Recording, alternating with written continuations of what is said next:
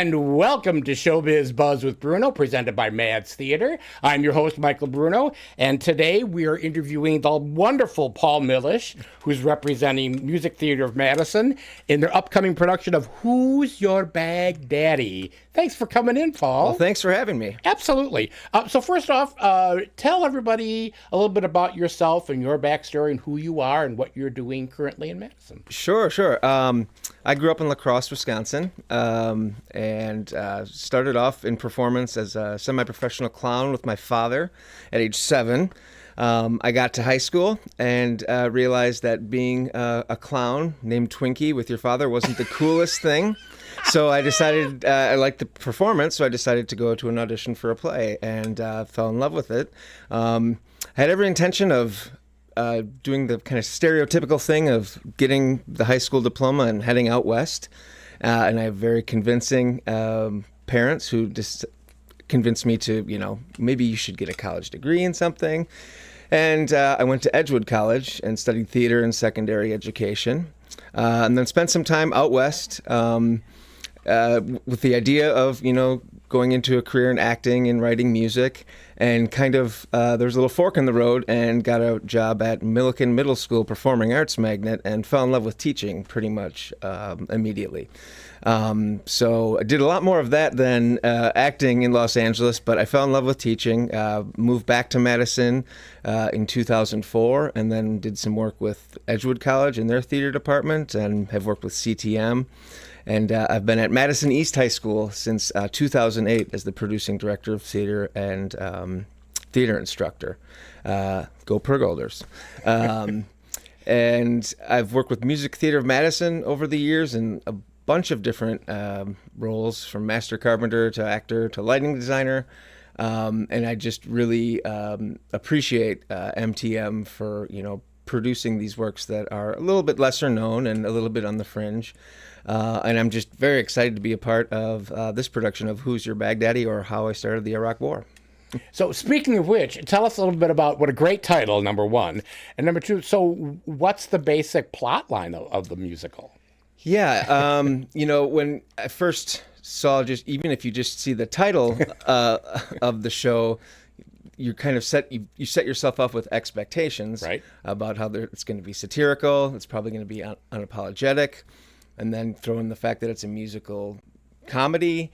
And so how it's written is fairly nuanced, and it takes a group of 6 characters, which are basically amalgamations of different people in the intelligence community and other places, and kind of like personify them into these 6 characters. There's dramatic license, of course, because these 6 characters represent likely hundreds of people. But they all it all centers around the kind of the failures in the systems in the intelligence agency and in our country in general. And it kind of goes through, it starts in early 2001 and goes through 2004, bouncing around time and space a little bit. But it kind of shows how we got to the point where we decided to start this war based on this information that was suspect at best. So are they loosely based on a bunch of real people, or are they all fictional? They are based on real people. There is one character that is kind of a one-to-one. My character, I play Tyler Nelson, who's a CIA operative, and he's clearly an amalgamation of many different characters, one of which was a CIA operative who came forward after the fact saying that we got this all wrong, but also blended in with some others. There's a couple characters that are CIA analysts that work under Nelson. And it kind of bounces all over the place. And one of the first rehearsals, Megan Randolph, the director, described it as kind of like a roller coaster. And of all the musical theater I've been a part of, it certainly is a roller coaster. And who wrote this? A.D., I'm going to get the last name wrong, Pinedo, and Marshall is his name. And we got to meet with them via Zoom at the start of the rehearsal process, which was really fascinating because they were able to talk to us about the genesis of the idea, how it developed and changed, and where it is now, and just what their thought was with why tell this story in this way and now. So that was kind of a very unique opportunity. And did they write this recently? Is it like within the last couple of years, or has it been around? 2015 was that's pretty recent. Yep. And it's been produced, all over the world, here and there. And we're really excited to bring it to Madison. It's very unique. The music is also a roller coaster, and it's a lot of fun. And it's, while you have all those expectations about, it's going to be satirical, it's going to, paint these people as idiots who made these mistakes. We've discovered in the rehearsal process, the writing, they're actually characters, and the humanity of those characters. It's a systemic failure that's maintained by humans. So discovering the characters has been a lot of fun with a really, really talented cast. And did they also write the music for it? Yes. Mm-hmm. So what is there like a general style of music, or does it cover like many different genres of music? Yeah, many different genres of music, depending on what part of the story they're telling.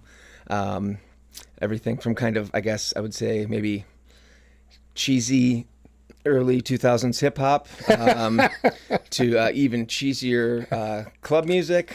So it's all about cheese, is what you're saying. Yeah, to a little soft shoe in there. But yeah, it's all over the place and very, it's very surprising. And you've got a cast of what, six? Are there six people? 8 total. Eight people in the cast. 8 people in the cast. Yep. And are all these people you've worked with previously on other projects, or are they all new to you? For me, I've worked with Kate, and that's it. So it's all new actors that I'm working with, and it's just been, it's one of the really neat things about doing theater is meeting all of these different personalities. You're looking at the script for weeks and weeks before you actually rehearse, and then all of a sudden you're in the room with the people, and it just kind of, the whole thing brightens up. So it's been a real joy to meet these new people and collaborate the past few weeks. So now you're, one of my favorite things that I talk to people about, when people that wear many different hats, as you do. So when you're in the acting process, do you have a critical eye on anything else you do as a director, as a scenic designer, or as any other things you've done? Yeah. Is it hard for you to not put those, to like not have those hats come onto your head? Well, I'll be perfectly honest with you. Absolutely not. Because when I get a chance to be an actor, I'm in charge of my part. Uh-huh. I'm not producing. So I relish that opportunity to just have this part that I'm working on and creating. So it's really not hard for me to just kind of find that bubble because, it's such a welcome change of pace. I definitely don't do as much acting as, producing and directing. So I love having to be in charge of just one person. Do you have a favorite of it all? Is there one thing you like particularly better? Like, do you like the acting part of it? Like the directing, producing? I like all of it. But certainly, there's nothing like being an actor in the show, and especially when that's, the garnish on your plate of theater rather than, the meat and potatoes. So, that's kind of the first love. But, there's joy in all of it. It's just different. And now you participate in other Music Theater Madison productions previous to this, right? Yep. Yeah. The last one was Bloody Bloody Andrew Jackson 10 years ago. Towards the beginning of MTM's existence, Megan and I were in John and Jen, which is a 2-person musical. I built the set for The Wild Party, did lighting design for Tick Tick Boom. Was in Floyd Collins and did the set for that one as well. So I'm really fortunate to have had these really rich opportunities with this company. And like you said, that's the thing that I really appreciate about that theater company. They really do pieces that most people aren't really familiar with or haven't really heard about, or think, oh yeah, I heard about that, but I've never seen anybody produce that show before.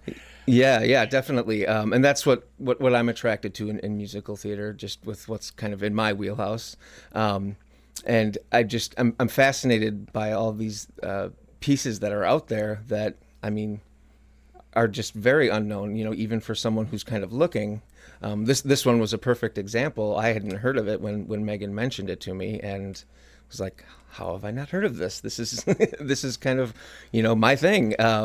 So yeah, and I also appreciate the bravery it takes to do that, because theater is economics, and those shows have a chance of not selling very well. So you have to really kind of trust the vision and trust who you're going to work with to commit to those types of productions. And you bring a lot of that into your teaching at East, of trying to find things that maybe high school kids don't know anything about, Absolutely. as opposed to doing the tried and true Our Town, or doing Sound of Music or Fiddler, and all the ones that everything. Oh yeah, it's a high school. That's what we're gonna do. Absolutely. One of the moments of joy that I had a couple of years ago, I guess it's a few now, at the Wisconsin High School Theater Festival was the students were about to load in their show, and I was in the audience, and there were some students around me who said, "What show are we seeing? What show are we seeing?" And like, "Oh, it's Madison East show." And one of the other students said, "Oh, then it's going to be really funny and weird." So that was a pat on the back moment for me personally, that we've kind of established that. But yeah, I think there's educationally, I think there's a lot of benefit in those, different types of storytelling and those different stories that we're maybe not familiar with. So I try to, choose productions that are challenging and thought provoking, and maybe you don't see all the time. And obviously, you're like immersed in theater. That's your day job, and now your night job. Is there a preference for you? Do you find an even balance, like it's 50-50? It's like, I like being the academic part of it, the teaching, and you also get a shot at actually doing your acting chops. Sure. Well, I like money. Really? Yeah, all that money in public education. Oh, yeah. Big time. Yeah. No, it really is kind of all a part of, a delicious 7-layer cake for me. I find joy in all of it. Certainly, being able to teach something where you can see the product of it, on stage with, the community and the parents and the staff, seeing the work that these students have done, many of which have very little theater experience, that's a true source of joy for me. But also being up on stage and doing soft shoe in a CIA office with people dancing with folders around me, there's also joy in that as well. So will you ever go back to clowning? That's the $1 million question. I've actually thought about it a lot. Really? Seriously? Yeah. My father still has his character, Bonkers. He started a charity in 1985 in La Crosse called the Wishland Pony Express. So he doesn't do, we were doing birthday parties, parades, guesting in, circuses and doing all that. He doesn't do much of that anymore, but he still runs the charity. So he'll don the costume of Bonkers here and there. So it's always been in the back of my mind, and nothing is out of the question. So how did your father start doing clowning? Has he always done that? Was it a career path for him? No, not at all. Growing up, my father was the typical 1980s father that had a new hobby and some sort of new big purchase about every other week. So one week, it was all of a sudden Dad showed up, and I think it was to entertain me and some friends that were hanging out or something. I don't even remember. But I'm like, "Oh, what are you doing, Dad? You're in a big red and white wig."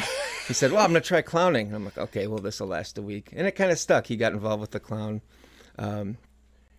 company in La Crosse, and it kind of stuck. And especially with, once he started the charity, then, it became more of a permanent thing. And then my sister and I joined him as characters, and yeah, so then it kind of turned into a little mini family business for a while.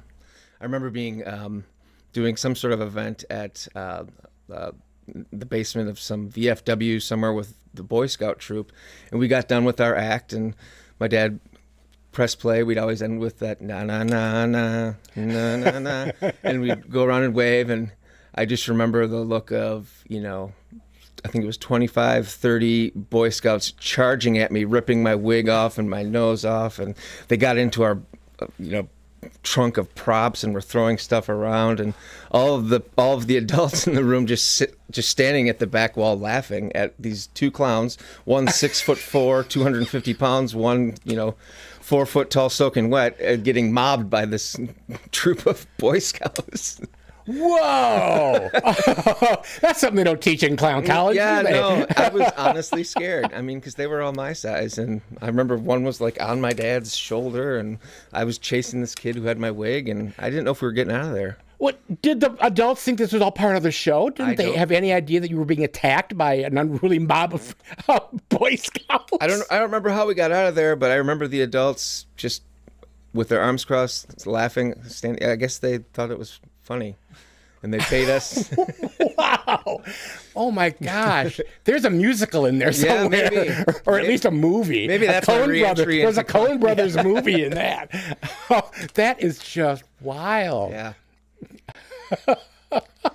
And that was, kind of a hobby, growing up. I didn't think much of it, but now the older I get, the more I look back at those early experiences and how much they meant, for who I am now. Like even as a performer, like learning how to not, start crying when that happens and just kind of, well, okay, So I really appreciate my family for kind of giving me that strange introduction to performance. And that's a true lesson in improv. Yeah. You got to go with something like that. You got to kind of say, okay. Yeah. Another one of my favorite stories is during a parade, I came up and my dad would push this, it was actually like a hospital gurney that he made look like an ambulance, and he'd pull me behind in a little scooter, and I'd go in the parade and stop and wave and throw candy. And at that time, I didn't understand the fear of clowns or the fear of short, tiny clowns. Mm-hmm. And I remember, tapping somebody who was probably 16 at the time, but to me was like a big, full-sized human. And he turned around and then looked down and made eye contact with me, little Twinkie the clown. And he just went white in the face and kind of passed out. Oh, whoa! And his parents were right there, and I said, "Okay, sorry, bye." Pedal away. But yeah, it made him pass out. He didn't expect a tiny little clown. I guess not. He'd probably just watched It. Right. One of Stephen King's Fear of Clowns, maybe? Yeah. He's in the It prequel. Wow. That to me is just fascinating. So how old is your dad? My dad is 72. And he's still doing it, right? Yep, here and there. Mostly just because he'll still grant wishes. The charity grants wishes to terminally and chronically ill children in the La Crosse area. So when if he gets a wish where it's appropriate, where they want, a visit from the clown to present whatever, the Brewers tickets or the Packer tickets or whatever, he'll show up in character here and there. Have either of you done anything with the Baraboo, with the He did, when we were doing it more regularly, but not much recently. He's now on to other X, Y, and Z things. I'm so fascinated by that. I just, on the fact that you're Twinkie, I just absolutely love that. Yeah. How did the name come about? How did you pick Twinkie? I don't remember how Twinkie came about. I do remember enjoying eating Twinkies, and it might have been there. I remember aging out of Twinkie, though, as well. Because Twinkie's character, Bonkers, was more of, an goose, like the tramp style, and I was the little misfit, white-faced clown that would mess with them. And I remember thinking that Twinkie wasn't sophisticated enough for me. We created another character, Paco, that was much more nuanced, as I, had this big 12-year-old brain that wanted a more sophisticated clown character. And my sister was Hoop-de-Doop. I love it. Yeah, it was fun. Now, did your sister still do it? No. My sister one and done for the sister. Huh? My sister and I couldn't be more opposite in terms of what we like to do and what we're comfortable doing. She took a college speech class 4 or 5 times because she couldn't get through it because she was so terrified to be in front of people. So I think the clown. I think if she were here, she would tell a much different story about the clowning growing up. Well, I'm sure she had a totally different experience than Twinkie did. Yeah. Twinkie had a blast. So do you have any idea, or has it been announced of what's coming up next for music theater after this production? Oh, we can't get it out of Megan. We're trying. It's a guarded secret, huh? Megan, we're coming for you. Yeah. But but we're looking forward to hearing about whatever that announcement may be. Well, I think you should have somebody write Twinkie the Clown, the musical. And you just told an incredible plot for a great musical There we story. go. There we go. There's a secret pitch to Megan. All right. I love it. Give us the dates and the times and the location for Who's Your Baghdaddy? Sure. Yeah, we're performing at the Play Circle, which is the Memorial Union. We open on Friday. Holy cow! And MT Madison is where you can find tickets and information, and we hope to see you all there. So the other thing I was going to ask you is this for the whole family, or is it kind of like adults, teenagers who will understand what's going on with the subject matter? I would say whole family adjacent.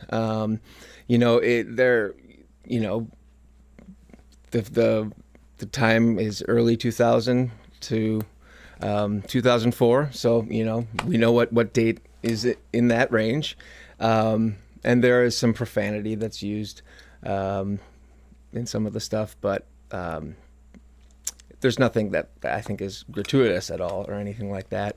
I'd say PG-13. Because it's a musical. That's right. My 10-year-old will be there opening night, but I don't know.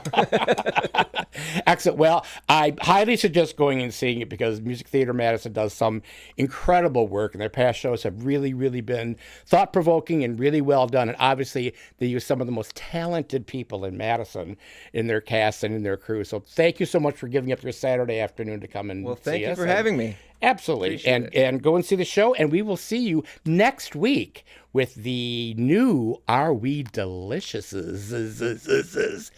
Garbarski. Take care. See you next time.